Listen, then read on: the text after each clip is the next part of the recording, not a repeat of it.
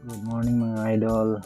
For today's video ay papatuloy natin yung ating ginawang higaan para dito sa sari-sari store ni Mother. Ating ginawan si Mother ng dito higaan. Ayan mga idol. Bali yung gamit nating materialis ay tubular na GI 1x2. Bali ang presyo pala nito mga boss sa amin, itong bakal na ito ay 420 yung isang length ng bakal. Ayan. So sa ganitong sukat mga boss ay umubos ako dito ng limang pirasong bakal. Ayan. Simpleng design lang mga boss, pero maganda naman siya kung walang iba.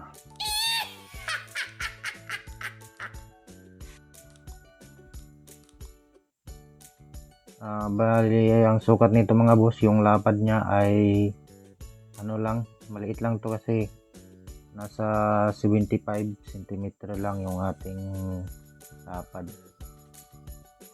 At yung haba ay lang din, pangsaktuhan lang din sa mga nasa 165 cm pa rin yung ating haba. At yung taas niya naman mga boss, yung tayo niya ay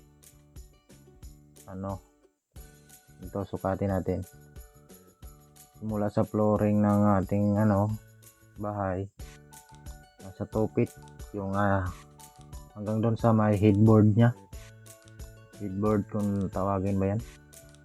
Ayan, 2 feet yan mga boss.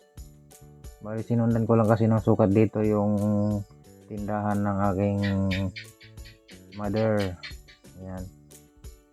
Tapos simula naman sa flooring hanggang dito sa may sahig ng higaan ay 19 inches naman sa pinakataas. 19 inches. Sa ganitong sukat mga boss ay ang mauubos na bakal dito ay 5 piraso. Yan, gaya niyan. Yung sahig nito mga boss,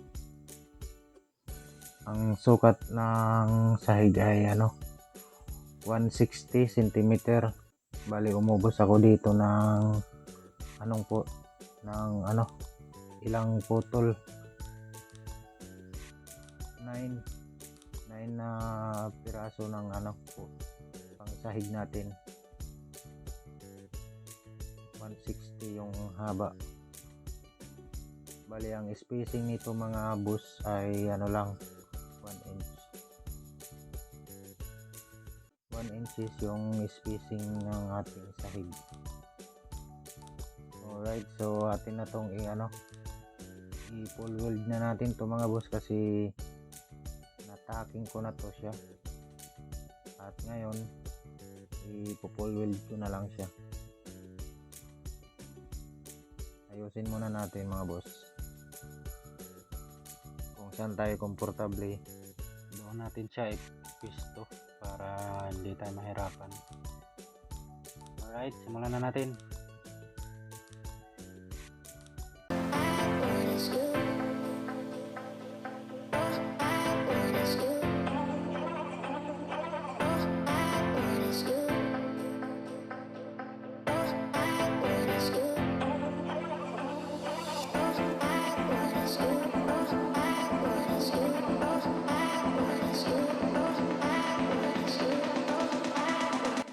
Ayan, natapos na natin siyang i-full weld mga boss. Ito na yung itsura niya. Bali, pintura na lang yung kulang dito.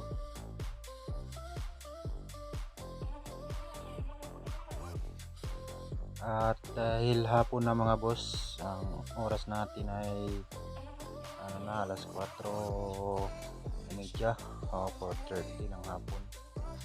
Kaya bukas na ulit natin to tapusin. Babatakan natin to ng masilya, yung mga dugtungan, and then saka natin pinturahan. Hello, what's up guys? Bali magpipintura na tayo ngayon ng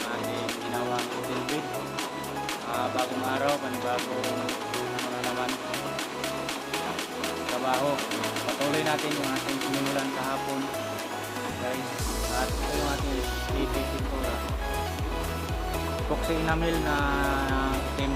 Bali ganitong ano niya, ganito siya kalabnaw. I-spray natin, bali i-spray natin to ng compressor para makita